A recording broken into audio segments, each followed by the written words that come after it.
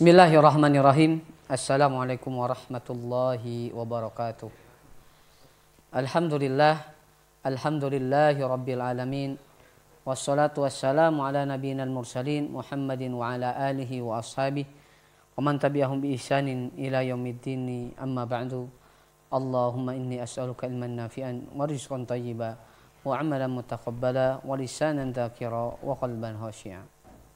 Para pemirsa, para sahabat media agama Islam yang senantiasa dirahmati Allah Subhanahu wa taala.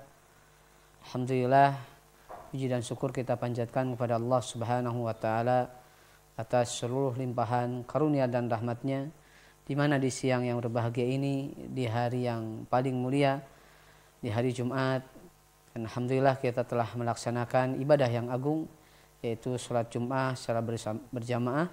Ini merupakan kenikmatan yang paling besar hari ini yang Allah berikan kepada kita, yaitu kita masih bisa merasakan nikmat iman, di mana Allah Subhanahu wa taala memberikan kemudahan kepada kita untuk kita senantiasa bisa melaksanakan dari apa-apa yang Allah perintahkan dan dari apa-apa yang Allah larang. Salawat dan salam tak lupa kita haturkan kepada suri tauladan kita baginda Nabi Muhammad sallallahu alaihi wasallam beserta keluarganya, para sahabatnya, serta orang-orang yang mengikuti risalahnya hingga akhir zaman.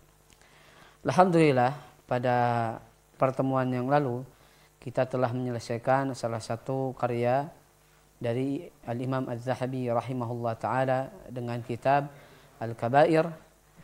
Alhamdulillah, Allah Subhanahu wa ta'ala memberikan kesempatan kepada kita semua untuk mengkaji kitab ini, dan tentunya apa yang kita sampaikan masih banyak daripada kekurangan-kekurangan, dan tentunya kami memohon maaf kepada para pemirsa jikalau selama kami mengkaji kitab Al-Kabair ini ada salah kata ataupun mungkin ada kata-kata yang tidak berkenan untuk didengar ataupun tidak berkenan di dalam hati para pemirsa, maka kami mohon maaf yang sebesar-besarnya, karena kesalahan itu murni dari saya dan dari syaitan. Adapun hal-hal yang bisa para pemirsa ambil daripada faidah pembahasan kitab Al-Kabair, maka tentunya itu dari Allah Subhanahu wa taala. Dan insyaallah pada kesempatan siang bahagia ini kita akan membahas kitab baru karya seorang ulama, Syekh Abdul Razak bin Abdul Muhsin Al-Abbad. Alhamdulillah, beliau masih hidup sekarang. Mudah-mudahan Allah Subhanahu wa taala senantiasa menjaga beliau. Allah Subhanahu wa taala senantiasa memberikan kesehatan kepada beliau, sehingga kita berharap masih banyak karya-karya beliau yang kita nanti tentunya. Dan ini merupakan salah satu kitab yang insya Allah sangat cocok untuk kita bahas sebagai seorang muslim dan muslimah.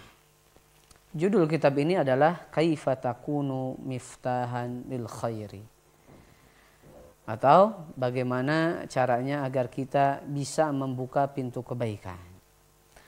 Tentunya kita sebagai seorang muslim berharap agar Allah Subhanahu wa taala memberikan kemudahan kepada kita untuk melaksanakan kebaikan.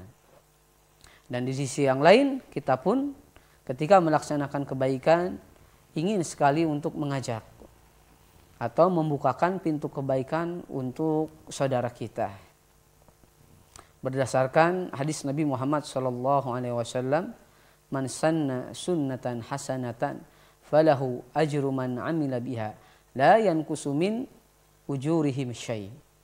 Barang siapa yang mengajarkan suatu kebaikan, kemudian orang yang kita ajarkan melaksanakan kebaikan tersebut, maka kita akan mendapatkan pahala dari kebaikan orang yang kita ajarkan, tanpa Allah mengurangi sedikit pun pahala tersebut. Kalau kita membukakan pintu kebaikan untuk orang lain, maka insya Allah pahalanya akan mengalir kepada kita. Maka sebaliknya, wa man sanna sunnatan sayyi'atan, barang siapa yang mengajarkan keburukan kepada orang lain, kemudian orang lain tersebut mengerjakan keburukan tersebut, maka Nabi mengatakan la yanqusu min auzarihim syai', tidak akan mengurangi sedikit pun dosa. Jadi kita akan mendapatkan dosa dari orang-orang yang melaksanakan keburukan yang kita ajarkan. Dan tentunya kita berharap kita bisa melaksanakan kebaikan. Allah mudahkan kita untuk melaksanakan kebaikan.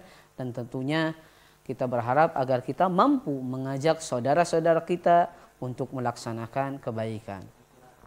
Karena tentunya pahalanya akan mengalir kepada kita. Kalau kita ajarkan kepada istri-istri kita sholat dan istri kita melaksanakan sholat, tentunya pahala istri kita akan mengalir kepada kita. Kemudian kita ajarkan membaca Al-Quran kepada anak-anak kita, maka tentunya setiap huruf yang mereka lafazkan, tentunya pahalanya juga akan mengalir kepada kita. Dan kebaikan-kebaikan yang kita ajarkan, kita membukakan pintu kebaikan untuk mereka. Tentunya janji Nabi Muhammad SAW atau janji Allah melalui lisan Nabi Muhammad, kita akan diberikan pahala dengan kita mengajarkan mereka, dengan kita membukakan pintu kebaikan untuk mereka. Silakan ya para pemirsa, buka di halaman 5 ya. Nanti insya Allah kita akan share ya, PDF-nya ya, mudah-mudahan. Qala al-muallif hafizahullah ta'ala, innal hamdalillah nahmaduhu wa nasta'inuhu wa nastaghfiruh wa natubu ilaih wa na'udzu billahi min syururi anfusina wa min sayyiati a'malina may yahdihillahu fala mudilla lahu wa may yudlil fala hadiya lahu wa asyhadu an la ilaha illallah wahdahu la syarika lahu wa asyhadu anna Muhammadan 'abduhu wa rasuluh sallallahu alaihi wasallam wa ala alihi wa ashabihi ajmain, amma ba'du. Maka hal yang pertama yang ditulis oleh mu'allif adalah dengan memuji Allah Subhanahu wa taala, kemudian bersalawat kepada baginda Nabi Muhammad sallallahu alaihi wasallam. Wa hadza min adab, dan ini merupakan etika, adab seorang muslim ketika ingin memulai membahas kitab ataupun ingin memulai menulis kitab. Maka kita harus memuji Allah, kemudian beristi'anah kepada Allah, meminta pertolongan, meminta petunjuk kepada Allah, dan bersalawat kepada Nabi Muhammad SAW. Dan tentunya kalau kita membuka setiap kitab yang dikarang oleh para ulama, maka tentunya ya pasti para ulama memuji Allah Subhanahu wa taala, karena dengan kudrah Allah, dengan kekuatan Allah, ya para ulama bisa menulis karya-karya mereka, menulis kitab-kitab mereka. Kita pun sama, ketika ingin menyampaikan ilmu, tentunya hal yang pertama harus kita lakukan adalah dengan memuji Allah Subhanahu wa taala. Setelah mu'allif memuji Allah Subhanahu wa taala dan bersalawat kepada Nabi Muhammad sallallahu alaihi wasallam, tak lupa mu'allif mendoakan para sahabatnya, keluarganya, serta orang-orang yang mengikuti risalahnya hingga akhir zaman. Faqad ruya atau faqad rawa Ibnu Majah fi sunanihi wa Ibnu Abi Asim fi sunati wa ghairuhuma min hadisi Anas bin Malik radhiyallahu anhu. Maka Ibnu Majah dan Ibnu Abi Asim meriwayatkan dari hadis Anas bin Malik radhiyallahu anhu. Anas bin Malik adalah maulan Nabi sallallahu alaihi wasallam, yaitu pembantu Nabi Muhammad sallallahu alaihi wasallam, sahabat yang paling banyak anaknya, sahabat yang paling panjang umurnya, dan termasuk sahabat yang terkaya juga. Kenapa? Anas bin Malik ini bisa menjadi sahabat yang paling panjang umurnya. Bahkan para ulama mengatakan umurnya 100 tahun lebih. Kita tahu umur umat Nabi Muhammad rata-rata di angka 670. Ya, walaupun 100 tahun juga ada, tapi tidak banyak. Nah, Anas bin Malik ini umurnya kurang lebih 100 tahun. Karena Nabi Muhammad SAW berdoa untuk Anas bin Malik, ya, ketika nenek Anas bin Malik yang bernama Mulaikah meminta kepada Nabi untuk mendoakan keberkahan kepada cucunya Anas bin Malik. Dan didoakan semoga hidupnya berkah, umurnya panjang, anaknya banyak. Ya, umurnya panjang, hartanya banyak, anaknya pun banyak. Ini Anas bin Malik. Ya. Dari Nabi Muhammad SAW annahu qala, inna minan nasi nasan mafatiha lil khairi maghaliqa lisyarri. Nabi Muhammad SAW bersabda, sesungguhnya ada di antara manusia yang Allah berikan kesempatan menjadi pembuka pintu kebaikan. Wa maghaliqan lisyarri, dan Allah berikan kemampuan, kesempatan untuk menutup pintu keburukan. Wa inna minan nasi nasan mafatiha lisyarri maghaliqa lil khairi. Dan ada sebagian manusia yang Allah berikan kesempatan untuk menjadi pembuka pintu keburukan dan penutup pintu kebaikan. Kalau tadi kelompok yang pertama menjadi pembuka pintu kebaikan, penutup pintu keburukan. Nah, kelompok yang kedua yaitu penutup pintu kebaikan, kemudian pembuka pintu keburukan. Fatuba liman ja'alallahu miftahal khairi ala yadaihi. Maka bergembiralah bagi manusia yang Allah berikan kesempatan, yang Allah jadikan sebagai pembuka pintu kebaikan. Wa wailun liman ja'alallahu miftahasy syarri ala yadaihi. Maka celakalah bagi manusia yang Allah jadikan, Allah berikan kesempatan untuk menjadi pembuka pintu keburukan. Lihat kalimat di dalam hadis ini, para pemirsa, fatuba. Tuba itu adalah pohon yang ada di surga. Nama pohon yang ada di surga namanya tuba. Nah, tetapi di sini makna tuba bukan pohon, tetapi bahagia. Artinya, ya, kalau di dalam ilmu bahasa Arab itu isti'arah, ya.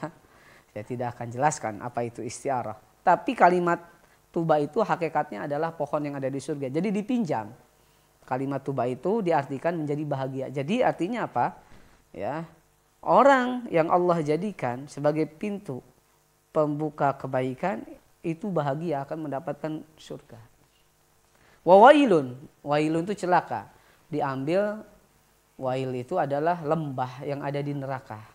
Jadi lembah yang ada di neraka namanya wail. Tapi yang dimaksudnya adalah celaka. Jadi orang yang jadikan oleh Allah sebagai pembuka pintu kebaikan, maka akan mendapatkan wail. Celaka dia. Nah, dari hadis ini kita bisa simpulkan, ya, dan tentunya di dalam hadis ini banyak sekali hikmah yang bisa kita petik. Yang pertama, di antara orang-orang yang beriman ada yang mudah sekali untuk membukakan pintu kebaikan dan menjadi penutup pintu keburukan. Dan di antara orang-orang yang beriman juga ada yang mudah sekali untuk membukakan pintu keburukan kemudian menutup pintu kebaikan. Jadi hadis ini tidak diperuntukkan untuk khusus orang kafir saja. Walaupun tentunya orang kafir itu yasudduna an sabilillah. Apa yasudduna an sabilillah? Menahan manusia untuk beribadah, berdakwah di jalan Allah. Tetapi ada orang beriman yang dia itu menjadi pembuka pintu keburukan. Ya, kemudian menutup pintu kebaikan juga ada. Nah, maka para ulama mengatakan, siapa kelompok manusia yang menjadi pembuka pintu kebaikan dan penutup pintu keburukan? Dan itu ya, tentunya yang kita harapkan. Maka kita jawab dari hadis Nabi Muhammad SAW. Di dalam Sahih Muslim, hadis dari Jabir bin Abdullah radhiyallahu anhu, ketika ada seorang laki-laki bertanya kepada Nabi Muhammad SAW, ya Rasulullah, ayyun nas khair? Wahai Rasulullah, siapa manusia yang paling baik, yang bisa membuka pintu kebaikan? Maka Rasul mengatakan, khairun nas anfa'uhum linnas wa idkhalu syurur fi qulubil mu'min. Manusia yang paling baik, yang bisa memberikan manfaat, yang membukakan pintu kebaikan, menutup pintu keburukan untuk saudaranya adalah manusia yang paling banyak memberikan manfaat. Dan bisa memasukkan kesenangan kepada hati-hati orang yang beriman. Maka secara umum, orang yang paling baik adalah orang yang paling banyak memberikan manfaat. Orang yang bisa membuka pintu kebaikan untuk orang lain dan menjadi penutup pintu keburukan orang lain adalah orang yang paling banyak memberikan manfaat. Nah, maka dari hadis ini muncul kesimpulan, siapa di antara manusia yang paling banyak memberikan manfaat? Walaupun secara umum siapapun manusia yang bisa memberikan manfaat, maka dia adalah manusia paling baik, yang bisa membukakan pintu kebaikan untuk orang lain. Maka siapa di antara manusia yang paling banyak memberikan manfaat? Maka kelompok yang pertama adalah al-anbiya war rasul. Para nabi dan para rasul. Ini adalah kelompok manusia yang paling baik dan kelompok manusia yang paling banyak memberikan manfaat, yang bisa memberikan atau yang bisa membuka pintu kebaikan untuk kita dan menutup pintu keburukan. Para nabi dan rasul. Maka adanya para nabi dan rasul itu jelas membukakan pintu kebaikan untuk kita. Adanya Nabi Muhammad SAW bagi kita, umat Nabi Muhammad, itu jelas membukakan pintu kebaikan. Dari mana kita mengetahui perkara akidah? Dari mana kita mengetahui perkara sunnah? Dari mana kita mengetahui tata cara sholat? Dari mana kita mengetahui tata cara wudhu? Dari mana kita mengetahui tata cara mandi janabah? Dan masih banyak lagi perkara-perkara yang kalau Rasul tidak sampaikan kita tidak tahu. Maka tentunya Rasul membukakan pintu kebaikan untuk kita semua. Antum tidak tahu tata cara kecuali Rasul mengajarkan kepada kita. Belum lagi perjuangan para nabi dan Rasul dalam berdakwah. Maka tentunya keberadaan para nabi dan rasul itu membukakan pintu kebaikan untuk kita. Perjuangan Nabi Muhammad SAW berdakwah, berlari ya dari kejaran orang kafir Quraisy, hijrah dari Makkah ke Madinah untuk mengatur strategi, berdakwah ke Taif, kemudian ahlu Taif tidak merespon dakwah Nabi, melempari Nabi dengan batu. Perjuangan para nabi luar biasa. Dan hari ini kita bisa merasakan perjuangan Nabi Muhammad SAW. Nabi membukakan pintu kebaikan untuk kita. Bahkan Allah Subhanahu wa taala mengatakan, berfirman, "Huwallazi arsala rasulahu bil huda wa dinil haq liyudhhirahu 'ala ad-dini kullih wa kafa billahi syahida." Dialah Allah, zat yang mengutus Rasul bil huda wa dinil haq. Bil huda artinya apa? Bil ilmi. Wa dinil haq bil amali salih. Liyudhhirahu, untuk mengalahkan seluruh agama. Maka kita harus bersyukur dengan Allah mengutus para nabi dan rasul. Kita harus berterima kasih kepada para nabi dan rasul. Dengan wasilah mereka kita mengetahui makna Islam. Kita mengetahui makna syahadat. Kita mengetahui tata cara salat yang benar, cara beribadah yang benar. Maka para nabi dan rasul memberikan andil besar di dalam agama ini. Ya, dari zaman Nabi Adam sampai zaman Nabi Muhammad, tugas nabi itu hanya satu. Anibudullah wajtanibut tagut. Semuanya satu visi dan misi. Walaupun dari syariatnya ada sedikit perbedaan, tidak sama antara syariat Nabi Musa dengan Nabi Muhammad. Tetapi tujuannya satu. Anibudullah wajtanibut tagut. Memerintahkan manusia untuk menyembah Allah dan menjauhi tagut. Maka tentunya Syekhul Islam Ibnu Taimiyah mengatakan, butuhnya manusia kepada nabi dan rasul itu lebih butuh daripada makan dan minum. Hari ini para pemirsa, kalau kita tidak makan, tidak minum satu hari masih bisa hidup. Tapi kalau manusia kosong dari nabi dan rasul, maka ibarat mayat hidup. Karena tidak ada yang menyampaikan risalah, tidak ada yang menyampaikan agama ini. Akhirnya Allah utus para nabi dan rasul untuk menyampaikan agama ini. Untuk apa? Untuk menghidupkan hati manusia. Untuk mengeluarkan dari kegelapan menuju terang benderang. Kalau seandainya tidak ditakdirkan Nabi Muhammad sebagai nabi, Allah tidak utus, kita tidak mengetahui tauhid itu apa, Syirik itu apa? Manusia bodoh, manusia hidup, tapi tidak ada tujuan. Tapi lihat, para nabi dan rasul diutus dengan tugas yang mulia.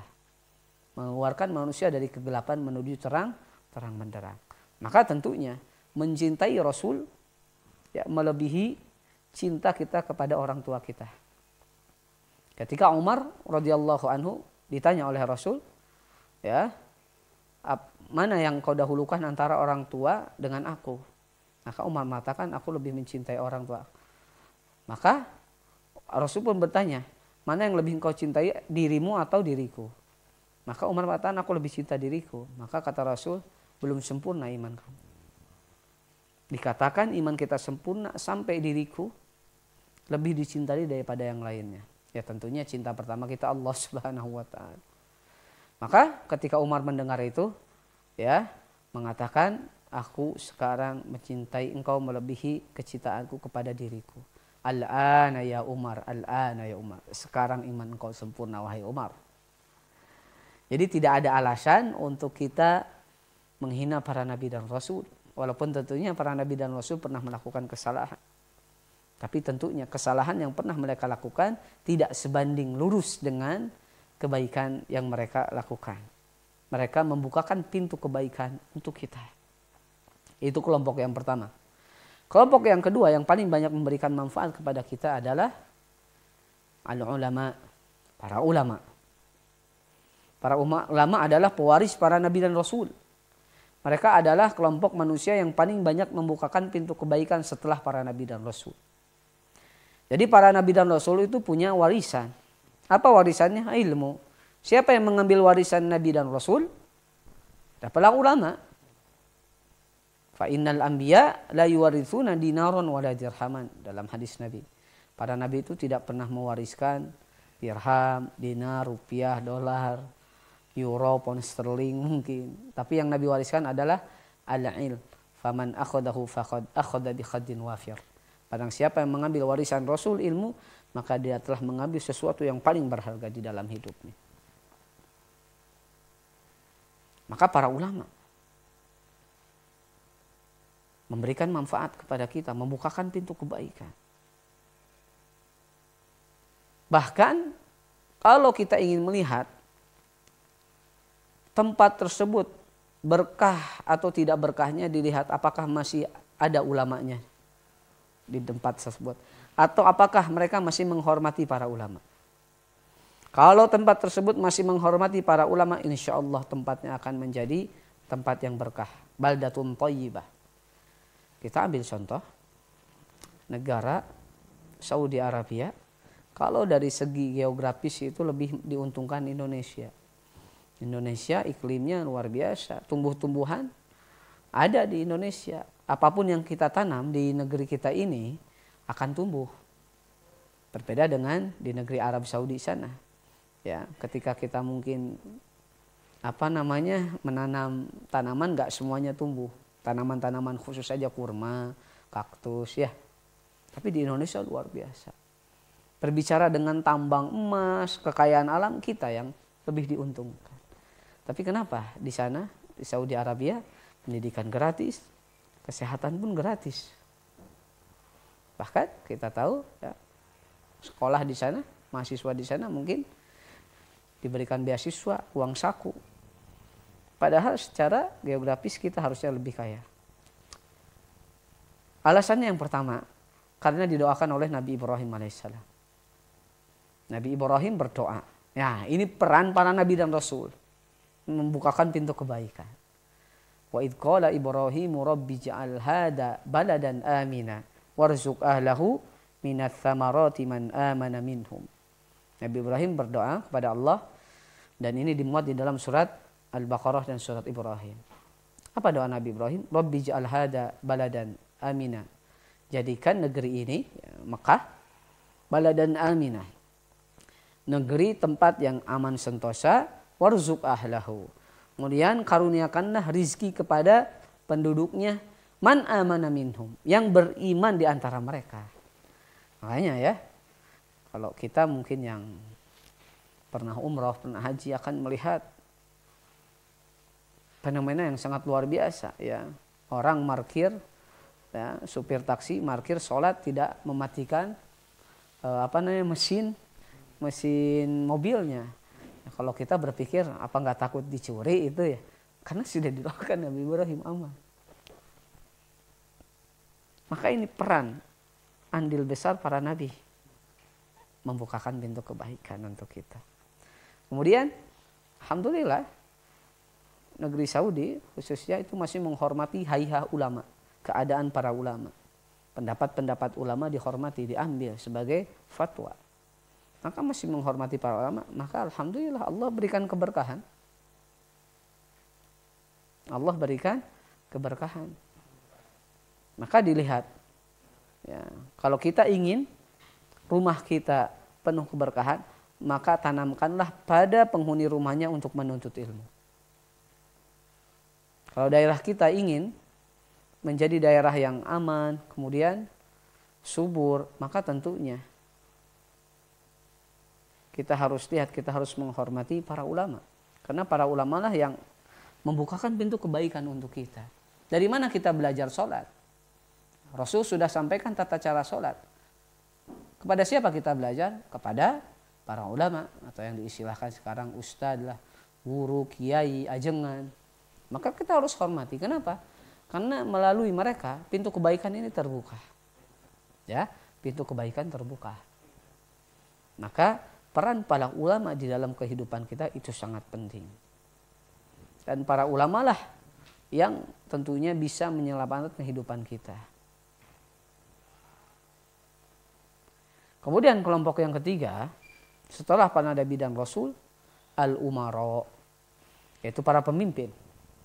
Para pemimpin adalah kelompok manusia yang paling banyak memberikan manfaat kepada kita, yang bisa membukakan pintu kebaikan untuk kita dan menutup pintu keburukan untuk kita. Oleh karena itu, di dalam hadis Abu Hurairah radhiyallahu anhu di dalam Sahih Muslim, ketika Nabi Muhammad SAW bersabda, sab'atun yudhilluhumullahu fi dhillihi yauma la dhilla illa dhilluh.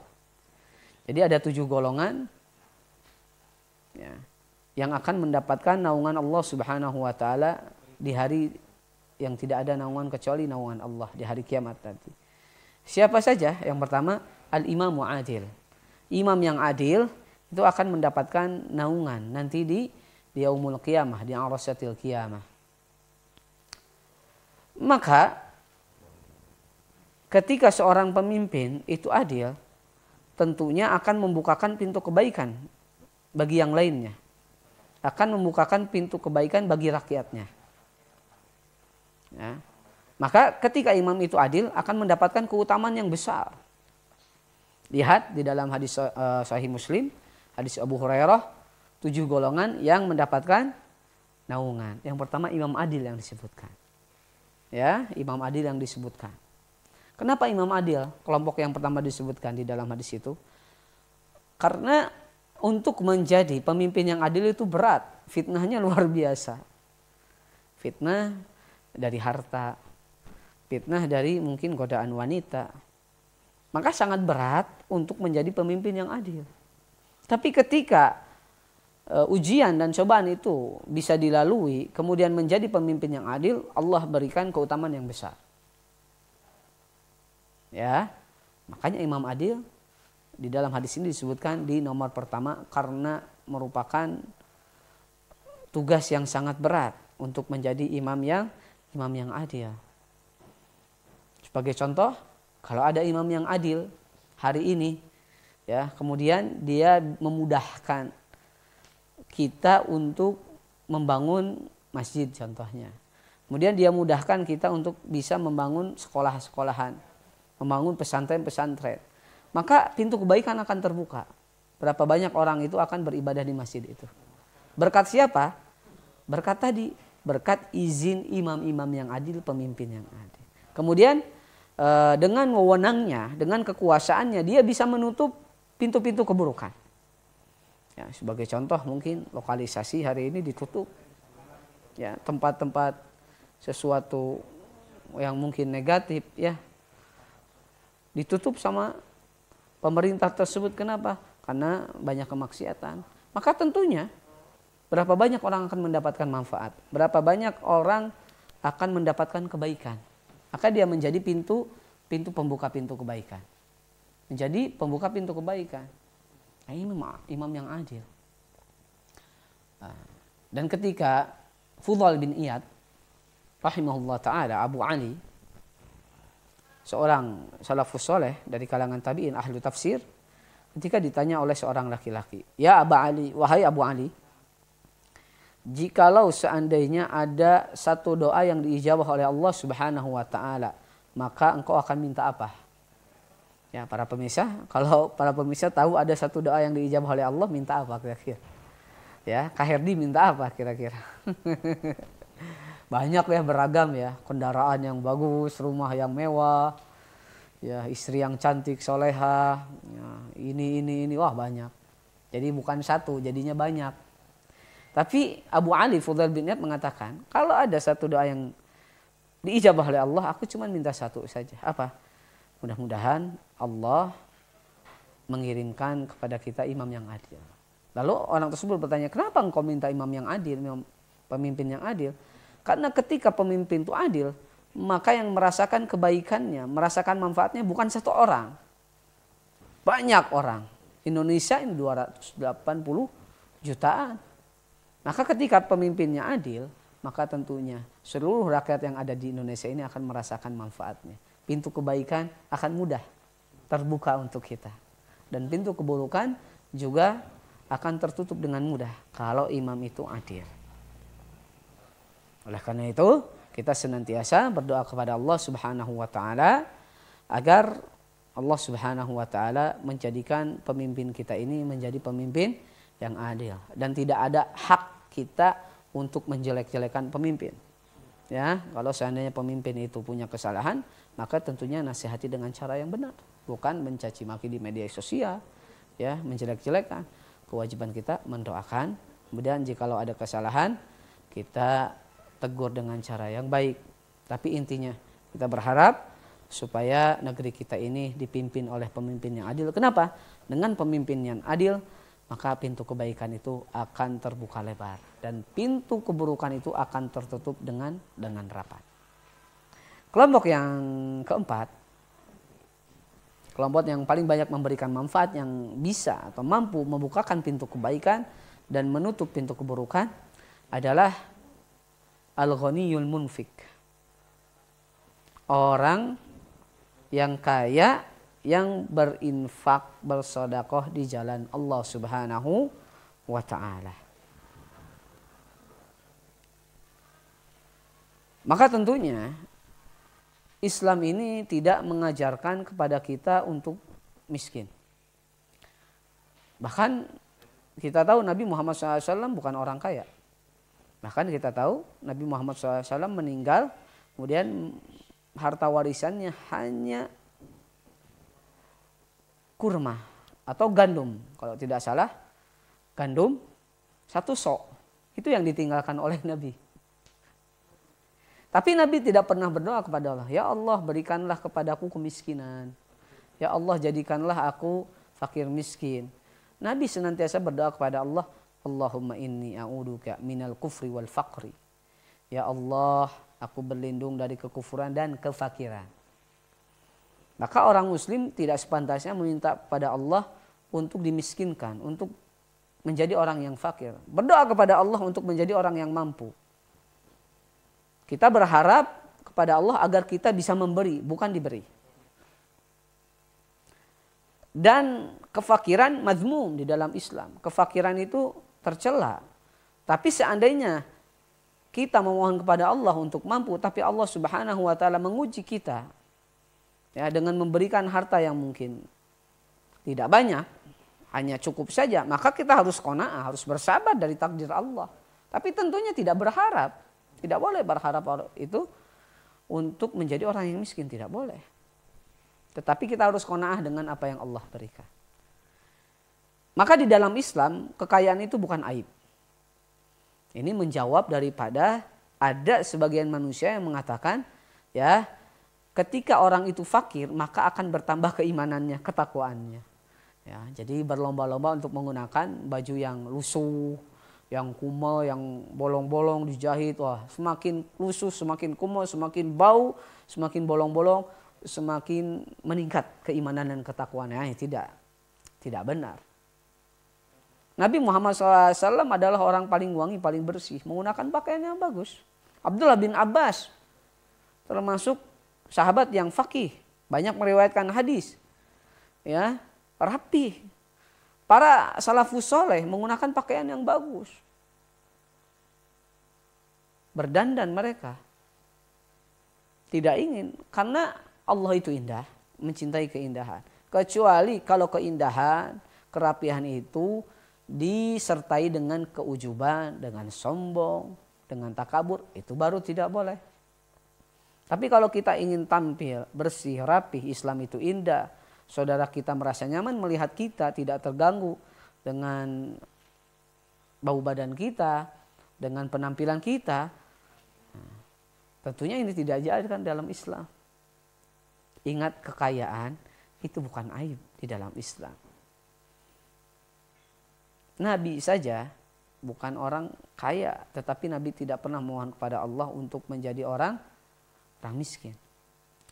Kalau seandainya kekayaan itu hina di dalam Islam, aib di dalam Islam, maka tentunya Utsman bin Affan, Abu Bakar, Abdurrahman bin Auf tidak mungkin dijamin masuk surga. Karena Abdurrahman bin Affan, Abdurrahman bin Auf, Utsman bin Affan, Abu Bakar termasuk orang yang paling kaya di antara sahabat. Tapi Allah jamin masuk surga. Kemudian kalau seandainya kekayaan itu hina di dalam Islam, aib di dalam Islam, tentunya orang yang pertama ditegur adalah Nabi Sulaiman alaihissalam. Kita tahu Nabi Sulaiman alaihissalam berdoa kepada Allah. Ini dimuat di dalam surat Shad. Qala rabbighfirli wa habli mulka la yanbaghi li ahadin min ba'di innaka antal wahhab. Ya Allah, ya Rabb, ighfirli, ampunilah dosaku, wa habli mulka, dan karuniakanlah, hadiahkanlah kepadaku mulka, kerajaan, singgasana, kekayaan yang luas. La yang bagi li ahadim min badi, dan janganlah engkau berikan kekayaan kepada orang lain melebihi kekayaanku. Apakah Allah tegur Nabi Sulaiman? Allah tidak tegur Nabi Sulaiman. Bahkan Allah memuji Nabi Sulaiman dalam surat Shad. Wa Dawud wa Sulaiman ni'mal abdu innahu awwab. Nabi Daud dan Nabi Sulaiman ni'mal abdu, senikmat-nikmat hamba. Kenapa? Nabi Sulaiman dapat kebaikan di dunia, dapat harta, di akhirat pun Allah masukkan ke dalam surga. Jadi intinya, orang yang memberikan manfaat bisa membukakan pintu kebaikan orang lain. Salah satunya adalah kelompok manusia yang kaya, berinfak, bersedekah. Kalau dengan kekayaannya dia bisa membuka pintu kebaikan untuk orang lain, maka tentunya ini menjadi orang yang paling terbaik. Kata Nabi Muhammad SAW, khairun nas al-ghaniyul munfik. Sebaik-baik manusia adalah manusia yang mampu, kaya, kemudian bisa bersedekah, berinfak. Lihat Utsman bin Affan dengan hartanya, dia bisa membeli sumur orang Yahudi. Yang ketika itu orang muslim butuh minum dari sumur tersebut. Kemudian orang Yahudi menjual kepada orang muslim dengan harga yang sangat mahal. Maka Utsman bin Affan memberi sumur itu dengan hartanya. Kemudian dibagikan gratis kepada orang muslim yang membutuhkan air. Allahu Akbar, membukakan pintu kebaikan. Allah, Utsman bin Affan membukakan pintu kebaikan untuk orang lain. Nabi Sulaiman dengan singgasana yang luas, hartanya yang banyak, tentaranya yang banyak dari kalangan jin, manusia, binatang. Dikisahkan dalam surat An-Naml, kisah Hudhud, burung Hudhud yang goib, tidak hadir ketika Nabi Sulaiman mengabsennya. Nabi Sulaiman mengatakan lau'adzibannahu tsumma la'adbahannah. Aku akan azab, aku akan siksa, aku akan sembelih. Aula ya'tiyani bisultanin mubin. Atau dia datang membawa kabar yang menarik, informasi yang menarik. Burung Hudhud datang membawa kabar apa? Inni wajadtu imra'atan tamlikuhum wa utiyat min kulli syai' wa laha 'arsyun 'azim. Aku melihat seorang wanita yang memiliki singgasana yang luas. Ya. Tetapi wajadtuha wa qaumaha, tapi sangat disayangkan. Aku mendapati wanita ini dan kaumnya bersujud kepada matahari. Nah, bagaimana seorang buruh mengetahui perkara akidah dan perkara syirik? Dia tahu yang dilakukan Ratu Balkis dan kaumnya itu adalah kesyirikan, menyembah matahari. Bagaimana mungkin seorang buruh bisa membedakan mana yang tauhid, mana yang syirik? Kalau bukan wasilah dari Nabi Sulaiman, maka burung ini tidak tahu perkara tauhid. Tapi Nabi Sulaiman punya harta, punya kekuasaan, maka dia berdakwah kepada jin, manusia dan binatang. Bahkan Ratu Balkis masuk Islam. Melalui siapa? Wasilah Nabi Sulaiman alaihissalam. Maka siapapun hari ini yang Allah berikan keluasan rezeki, jangan pernah meminta kepada Allah untuk dijadikan miskin. Ketika hari ini para pemirsa ya Masya Allah. Ya, pendapatan penghasilan bulanannya luar biasa. Jangan pernah meminta kepada Allah, ya Allah kurangi penghasilan saya. Sudah. Allah sudah takdirkan untuk antum menjadi orang yang mampu. Tinggal antum mau bersedekah. Bersedekah ke pesantren, jadikan masjid, jadikan sekolah. Menjadi orang yang paling terbaik. Karena akan banyak memberikan manfaat, kemudian akan membukakan pintu kebaikan untuk orang lain. Antum punya harta, buka pintu kebaikan, bikinkan yang namanya sekolah, bikinkan masjid, bikinkan pesantren. Akhirnya pintu kebaikan terbuka. Antum punya uang, ya kalau antum mampu dengan kekuasaan antum bisa menutup pintu keburukan, tutup serapat-rapatnya. Ingat, al-ghaniyun munfik. Orang yang mampu, yang kaya, yang berinfak. Itu orang yang paling banyak memberikan manfaat dan bisa membukakan pintu kebaikan. Yang terakhir, apa? Al-mu'min ad-dha'if. Orang mukmin yang lemah, yang soleh. Ya, orang mukmin lemah, soleh. Kalau dia tidak bisa memberikan ilmu, kalau dia tidak bisa memberikan harta, karena tidak mampu, kemudian tidak punya ilmu, setidaknya dia bisa memberikan manfaat, membuka pintu kebaikan dengan kesolehannya. Nabi Muhammad SAW bersabda di dalam hadisnya, Inna hadhil ummah la tansuru bidu'afaihim bi ikhlasihim wa salatihim. Jadi agama ini akan tertolong dengan orang-orang ikhlasnya, ya, dengan orang-orang yang beriman, beribadah dengan ikhlas dan dengan sholat mereka. Jadi ketika ada orang, mohon maaf, tidak mampu, miskin, tapi soleh, agama ini tertolong. Agama ini tertolong. Ya, maka antum jangan pernah sepelekan kepada saudara-saudara kita hari ini yang Masya Allah ibadahnya luar biasa. Terkadang hari ini antum merasakan nikmat, bisa ke masjid dengan tenang, bisa menuntut ilmu dengan tenang. Tetapi antum tidak pernah berdoa kepada Allah. Tapi merasa tenang. Bisa jadi itu berkat doa saudara-saudara kita yang tidak mampu tapi soleh. Mendoakan kita, ya Allah, Allahumma ansuril muslimin, ya Allah tolonglah orang-orang muslimin, ya Allah tolonglah ya negeri ini dari kezaliman orang-orang kafir, dari kezaliman musuh-musuh Allah. Ternyata yang doa itu orang yang fakir, miskin tapi soleh, ikhlas. Kita tertolong dengan mereka.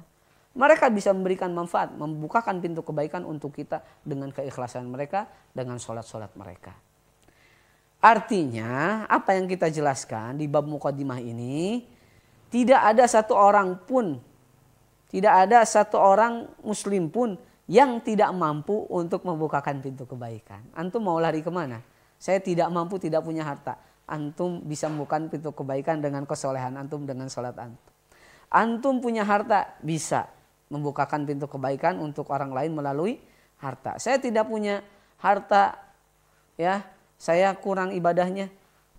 Antum punya ilmu, punya, sampaikan dengan ilmu antum. Sampaikan dengan ilmu antum. Pada dasarnya orang beriman tidak mungkin tidak memberikan manfaat, tidak mungkin tidak mampu untuk membukakan pintu kebaikan. Semua kita mampu untuk membukakan pintu kebaikan dan menutup pintu keburukan. Tidak ada alasan apapun, ya, untuk kita tidak memberikan manfaat kepada orang lain. Oleh karena itu, ya, hadis ini sangat singkat dari Anas bin Malik, tetapi kandungan maknanya luar biasa. Dan ini dinukil oleh Syekh Abdul Razak bin Abdul Muhsin Al-Abbad dalam kitab ini, ya, supaya apa? Supaya kita ini sadar. Mudah-mudahan kita termasuk orang-orang yang beriman kepada Allah dan mampu untuk membukakan pintu kebaikan untuk orang lain dan bisa menutup pintu keburukan untuk orang lain. Barakallahu fikum. Insyaallah kita akan lanjutkan ke segmen berikutnya. Mudah-mudahan di bab muqaddimah ini kita bisa mengambil banyak faedah. Bismillahirrahmanirrahim. Para sahabat media agama Islam yang senantiasa dirahmati Allah Subhanahu wa taala. Setelah al-muallif menjelaskan di bab muqaddimah ini dengan menukil hadis yang sangat masyhur yang diriwayatkan oleh Ibnu Majah, maka muallif menutup di bab muqaddimah ini dengan satu kalimat yang sangat indah yang tentunya harus kita resapi maknanya, dan tentunya mudah-mudahan Allah Subhanahu wa taala memberikan kemudahan kepada kita semua agar kita mampu untuk menjadi bagian orang-orang yang bisa membukakan pintu kebaikan dan menjadi manusia yang mampu untuk menutup pintu keburukan. Wan nafsu 'indama tatuqu li hadzal amri wa tatma'u fihi la budda min mujahadatiha li tahqiqi asbabihi wal ityani bi maqasidihi wa ghayatihi hatta yakuna al-'abdu miftahan lil khairi mughlaqan lisyarri fi'lan wa waqi'an wa amalan wa tatbiqa. Maka setelah tadi dijelaskan di dalam hadis Ibnu Majah berkaitan dengan kabar gembira dari Allah Subhanahu wa taala melalui lisan Nabi Muhammad sallallahu alaihi wasallam tentang keadaan manusia yang mampu untuk membukakan pintu kebaikan dan menjadi penutup pintu keburukan. Maka an-nafsu indama tatuq, maka seorang muslim, seorang jiwa muslim itu ketika mengetahui perkara tersebut, maka dia harus berusaha untuk merealisasikannya, berupaya untuk menempuh sebab-sebabnya agar menjadi hamba yang bisa membuka pintu kebaikan dan menjadi hamba penutup pintu keburukan. Nah, yang nantinya kita akan jelaskan sebab-sebab atau cara-cara agar kita bisa membukakan pintu kebaikan untuk orang lain dan bisa menutup pintu keburukan untuk orang lain. Kemudian mu'allif menutup tsumma na'ti ila syuru' fil maqsud ala wahwa. Kemudian ya di akhir muqaddimah ini mu'allif mengatakan ya, jadi judul ini kaifa takunu miftahan lil khairi adalah pertanyaan. Pertanyaan untuk kita, bagaimana sih caranya agar kita bisa membukakan pintu kebaikan untuk orang lain.